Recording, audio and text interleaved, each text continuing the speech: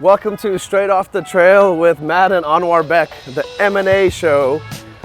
Basically, Matt and I start our day every day for 2 hours walking on the trail, so we wanted to welcome you guys with us. We'll explain why we love this great city of Austin, Texas. Topics that vary from what Elon's doing in town, what we're doing in town, Austin real estate, high-rises development, single-family homes, condos. This is the world I live in, and it's meshed with a 10-year history with Tesla, and now we have them here, and it's this commingling of passions of work and play, and fun. So we start our day every day for 2 hours on this trail. You're going to join us for maybe 10 minutes at a time. Hopefully we're entertaining, as entertaining as our wives think we are. You know, someone thinks we're special. We're going to bring on, our friends, guests onto the podcast as well. I think it'll be a lot of fun. VIP, Mr. Ross Gerber, here for Investor Day. Yep. Both of these guys own Plaid, so I told Matt, please don't send me through the window. We're taking Ross over to the airport. We're back into it. I'll send you through the trunk. I put on my seatbelt. So, high-level recap. Oh, what did you think of the Cybertruck pre-production, by the way? It's rare that I see something as cool as a Cybertruck, and the fact that Elon, has the what to like build it, and the fact it's like steel. So I was able to really touch the steel and hit it, and I'm like, dude, Was it sexy? this thing is so badass. It's like, especially in LA where people actually hit you and stuff. They're not going to want to hit you and stuff anymore. They're not going to want to hit They're your going to car. be like, oh, because this thing will just you'll hit that angular. car, and most of the other cars will just crumble. If it hits the Cybertruck. Yep. So I think the safety level of the Cybertruck is going to be unheard of. You can take out a machine gun and shoot at it. Right. It probably will hold up decently well, as long as it's not an AK-47. Run flat tires, you're good to go. Yeah, the thing is super cool. I'm getting it for sure, 100%. Yeah. And I'm getting rid of the Plaid for it too. Me too. Yeah. I was having this conversation. I'm getting the Roadster and the Cybertruck. I don't need the Plaid Roadster anymore. is like the robot, one day the Roadster. The 2020 Roadster? The 2020 Roadster? The Cybertruck, I've bought into the idea the Cybertruck will be completed at some point by December 31st at 11:59. One of them. One. Delivery right. 2023. No, but they'll say we've delivered I'm Cybertruck. still excited. Me too. It's not that far away. See, when you're my age, what's a year? Exactly. It's like people sell the stock. Oh, I'm going to sell my Tesla. What will I buy with that money? I'll buy Johnson & Johnson. Right. Really? Elon announced the Mexico Gigafactory super plans. cool. What do you think about that? What was your I think it's impression? super smart. I mean, it was the worst kept secret before Investor Day, Well, I feel like. President of Mexico. The Mexican government was so excited Gracias. to close a deal with Tesla. They could not even keep their mouth shut. So that was well telegraphed by Oberdorfer, who is really comical, this guy. But I think that, people were asking me oh, is Mexico good or bad? I go, they make cars in Mexico they do. They're good at it. It's like a smart move, and the way NAFTA works. And so I think for Tesla, it's like a no-brainer. I mean, any manufacturing in the United States is more expensive, and it's right down the street, really. Did you expect Tesla to announce or talk more about the next generation vehicle and all that? Or No, was it I had no expected? expectation, and I was glad they didn't.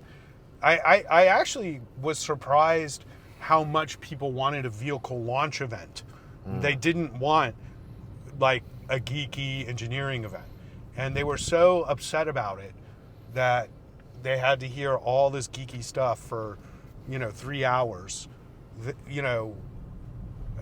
And sometimes I think people should just shut up and learn. I don't know a lot about a lot of this stuff, and I'm learning, right? Yeah. And what I learned yesterday was incredible. And so I just think when you're learning from somebody who is probably the, once again, the Ford or the Edison or whatever, from a manufacturing perspective, there's a lot to learn. And what I'm learning is that what Tesla has done, nobody's ever done, in manufacturing. Mm-hmm.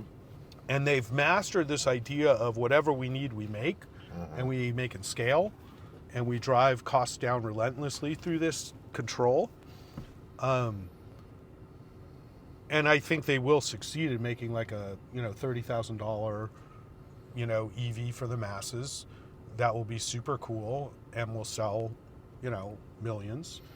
And I don't know if they'll sell 20 million cars a year when people only buy 80 million cars a year. So that would be like 25% of the market kind of thing globally, which would be a dominance nobody's ever had. 10% of the U.S. market would be huge.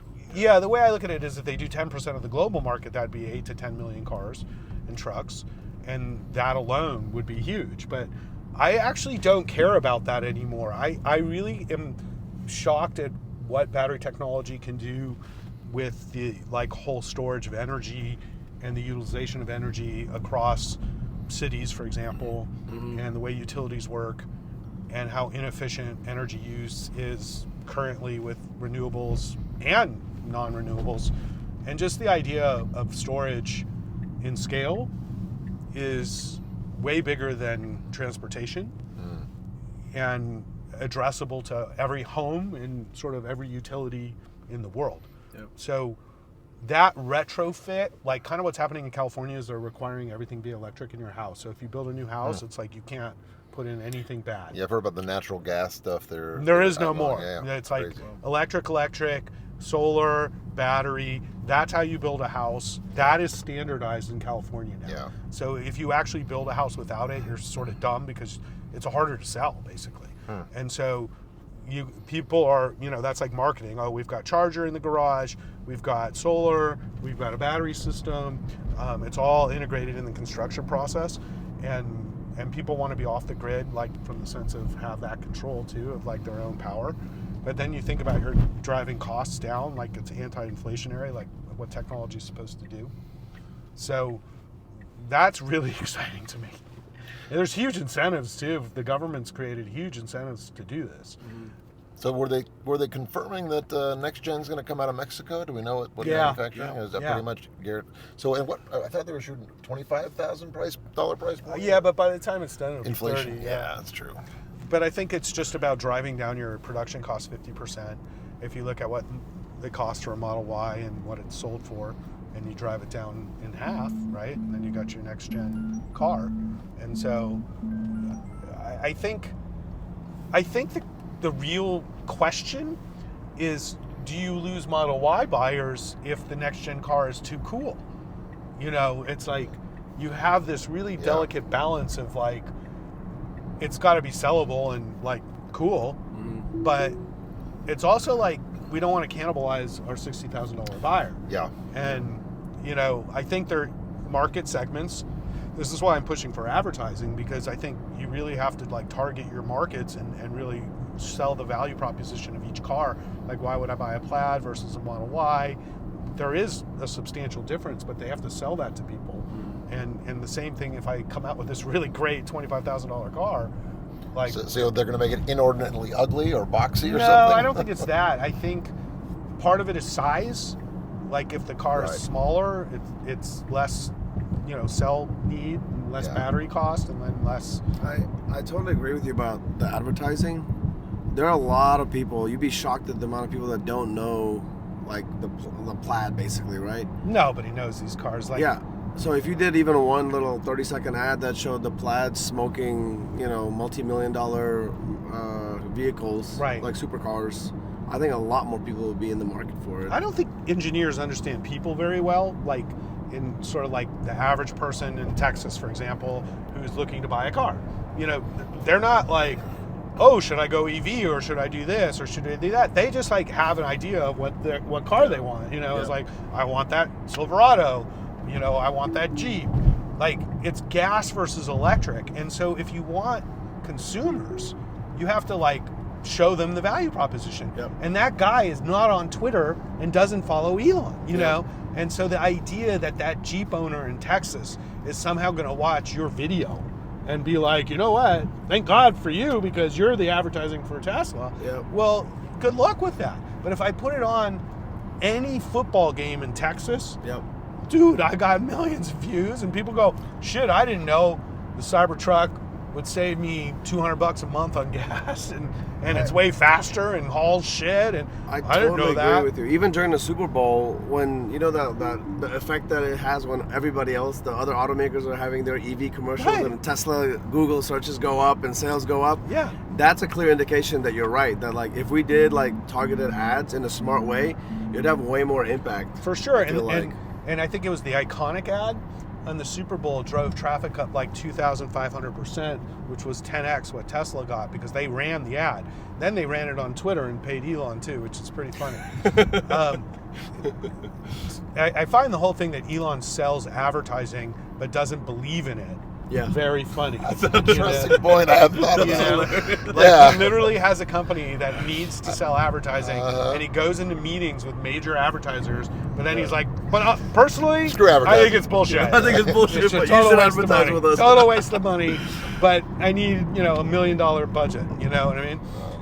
And I'm like, dude, advertising works, man. That's why people do it. They don't do it, to help out NBC. What did you come to Cyber Rodeo? I did. And So what do you think the I heard Sandy Monroe was telling us he took 30 pages of notes during this is Sandy though. Did you Well, that was yesterday. Anything I took 0 pages. But did anything stand out to you about the factory tour? Absolutely. That was the the whole thing standing out to me. First of all, at Cyber Rodeo, I thought it was like a Star Wars attraction. They like moved machines in that like they made move and then put it in like songs and stuff. Right. And I was like, dun-dun, dun-dun, dun-dun. And then it was a super fun party, and I thought that's what people kind of want. They like want the entertainment Tesla and the show, which everybody likes the show, and Elon puts on a good show. But I was like, this factory's brand new. Like I actually had no expectation shit was being built. Yep. But I was like, it's an opening party. When I went through it this time, they're building stuff, right? Mm-hmm. And it's not really been a year since I was here. It's been like 11 months. Yeah. And so going from an empty building to a manufacturing facility that's producing vehicles inefficiently is amazing. Like when you just think about a time frame for building a massive factory that actually works. Like houses in my neighborhood, for example. My neighbor's building this house.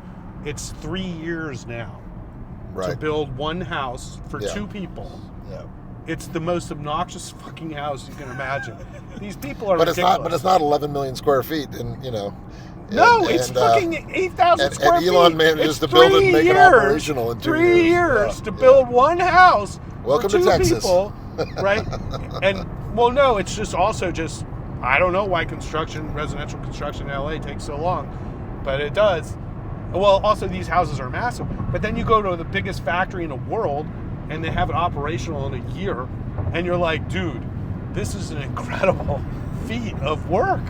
Every time I go to Tesla, I actually go partially to motivate myself.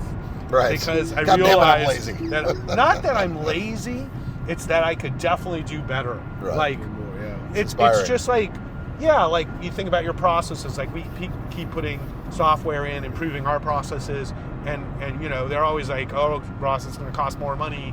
And I'm like, listen, guys, if this works, it's worth it for us. And we put this whole thing in, and it's amazing, our tech stack and the efficiency of our business improvement. But I'm also like, man, we could do better. There's like, if you really put your mind to things, it's very inspiring what Elon's trying to do, and the self-sacrifice that he has to do it. So I respect that. I really do. I'm more into playing guitar and things like that. So I'm not going to sleep at my office. But I've done it.